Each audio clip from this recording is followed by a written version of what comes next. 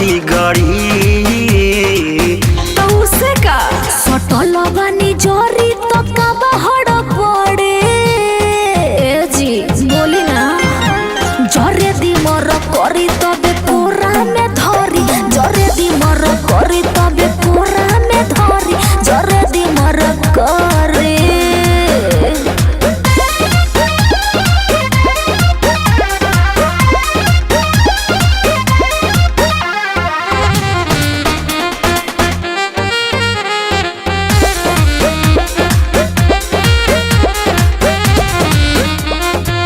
देखली रे खल बरोजे के रहिया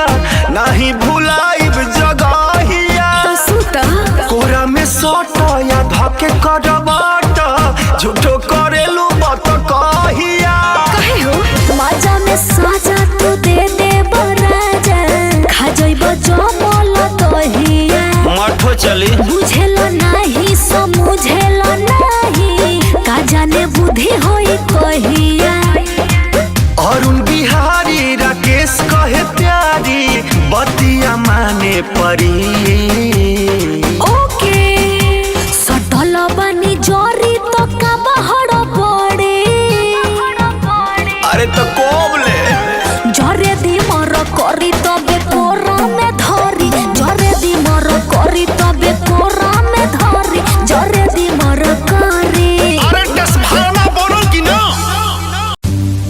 तो चलिए शुरू करते हैं सर। ये हमारे कुछ सॉन्ग्स। फर्स्ट वन है बनू तेरा बॉयफ्रेंड जो सावन जिनजानिया के ऑफिशियल चैनल से रिलीज हुआ है and the second one song is काला कुत्ता। हरियाणा के छोरे गल्ला यार से यूपी आले रे पाड़े ये तो चाले रे करे से कुश्ती घेरा में किल्ला किल्ला फैड करे तेरे शहरा में दिल से रखे साप बावली ट्रस्ट करे ना